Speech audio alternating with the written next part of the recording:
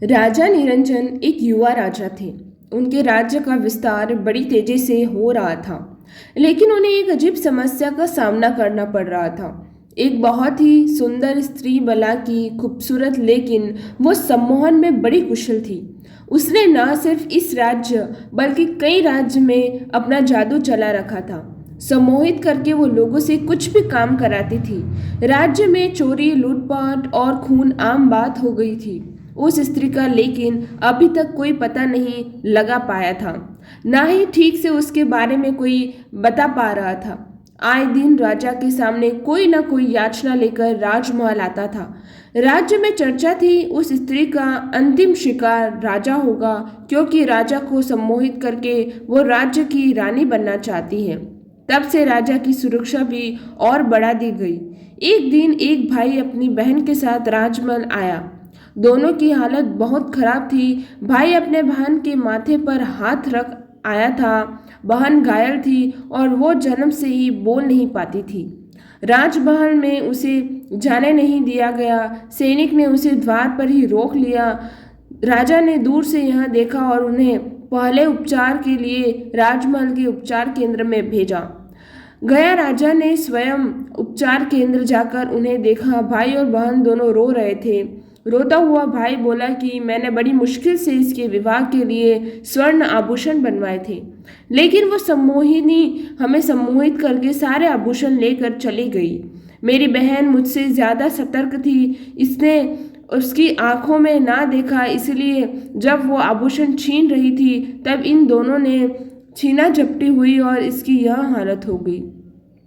राजा ने उस लड़की की ओर देखा। मासूम सी लड़की सामी सी बैठी थी। राजा ने उससे पूछा कि क्या तुमने उसे ठीक से देखा है?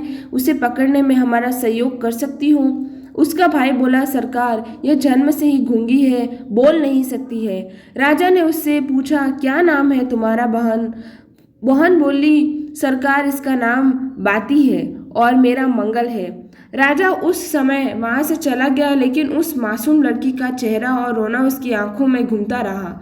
सांझ को राजा फिर उपचार केंद्र गया और वो लड़की और उसका भाई जाने की तैयारी में। राजा ने उन्हें जाते देख बोला कि कहाँ जा रहे हैं राजा? राजा अब उस लड़की बाती की आंखों में ही देख रहा था। बिल्कुल निर्दोष उसकी आंखें राजा के हृदय को चीर रही थी। राजा ने उसने उनसे कहा कि आप दोनों राजमहल में मेहमान बनकर यहीं रहेंगे। राजा की आंखें उस लड़की से हट ही नहीं रही थी। रात्रि में उसे नींद नहीं आई। रात्रि में ही राजा ने विचार कर लिया कि उसे क्या करना चाहिए। सुबह राजा शीघ्र ही उठ गया। उसे बस बाती को देखना था। वो उसके कक्ष में गया। बाती ने राजा को दे पहले खुद को संभाला। राजा बाती के पास आया, कहा कि तुम मेरी रानी बनोगी? क्या है तुमसे जो मुझे सोने नहीं दे रहा है? बाती की बड़ी बड़ी आंखें अब राजा की आंखों में देखने लगी और राजा को जैसे दुनिया मिल गई। राजा ने बाती को जोर से पकड़ लिया और अपने सीने से लगा लिया। उसका भाई कक्ष में आया और उसने राजा को बहन के साथ ऐसी दशा में देखा। कहा, महाराज, आप यहाँ क्या कर रहे हैं? राजा ने बोला, अब यह हमारी रानी बनेगी। बाती ने शर्म से आंखें झुका ली। राजा ने अपने मंत्रीगण को कहा कि कल ही उनका विवाह होगा, प्रबंध किया जाए। राजा के महामंत्री को खबर खुशी के साथ थोड़ी संकोची भी लगी। तभी अचानक द्वार पर एक लड़की बहुत रो रही थी। महामंत्री वहां गए तब उन्हें पता चला कि वो लड़की भी बोल नहीं सकती। वो इशारों में कुछ समझाना चाह रही थी। थोड़ी देर बाद समझ आ गया कि भाई सम्मोहिनी के वश में है। ऐसा यह करना चाह रही थी। महामंत्री को अब शक होने लगा कि उसे पता चल गया था कि यह उसकी असली बहन है और राजा भी अब उस सम्मोहिनी के वश में है। राजा एक पल के लिए भी उसका हाथ वो छोड़ नहीं पा रहा था। सम्मोहिनी भी राजा को इस हालत में देख बहुत खुश हो रही थी। वो सोच रही थी कि राजा को अब मेरे लिए मरने में भी तैयार हो जाएगा। बस मुझे इसे इसी तरह सम्मोहित करके रखना होगा। महामंत्री को लग गया कि राजा को अब इस स्त्री के चंगुल से छुड़ाना होगा। वो राजा के पास गया और कहा कि राजा, कल आपका विवाह और विवाह के पूर्ण कुछ रस्में और शगुन होते हैं, इसलिए विवाह के पूर्ण आप ऐसे रानी के साथ एकांत में नहीं रह सकते।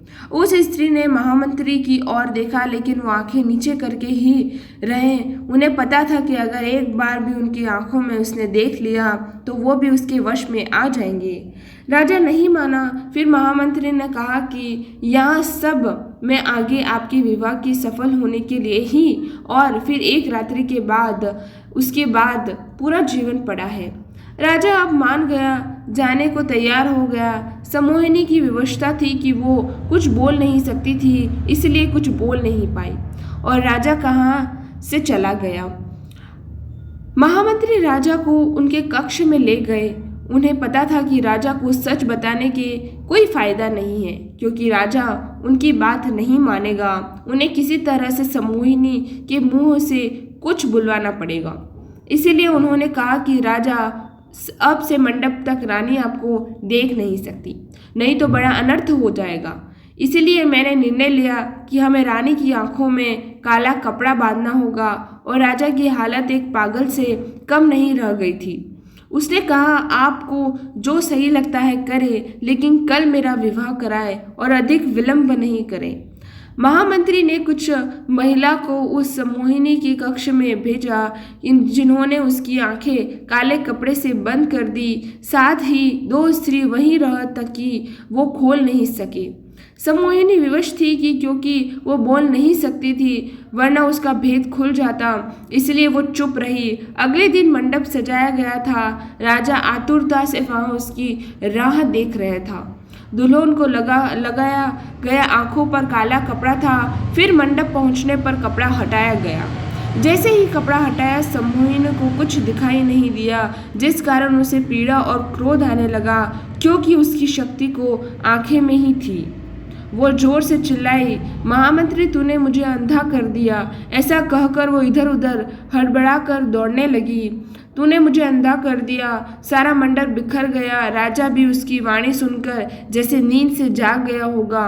उसका सम्मोहन टूट गया और राजा ने कहा, तो अच्छा, तो तुम वो हो, हमें भी धोखा दे रही थी। सम्मोहिनी को फिर पहरेदार ने पकड़ा और कारागार में डाल दिया। राजा ने महामंत्री से पूछा कि आपने यह कैसे किया। महामंत्री ने कहा कि उसकी शक्ति उसकी आंखों में थी। मैंने कुछ समय के लिए उसे एक पर्दे में पदार्थ से अंधा किया और उसकी असलियत सामने आ गई। राजा ने उन दोनों भाई बहन को धन्यवाद के साथ विदा किया और महामंत्री को भी उन्हें और राज्य को बचाने के लिए धन्यवाद दिया। आज की कहानी यहीं समाप्त होती है। कहानी आपको कैसी लगी ये ज़रूर बताइएगा कमेंट सेक्शन में और एक लाइक शेयर ज़रूर करिएगा। धन्यवाद।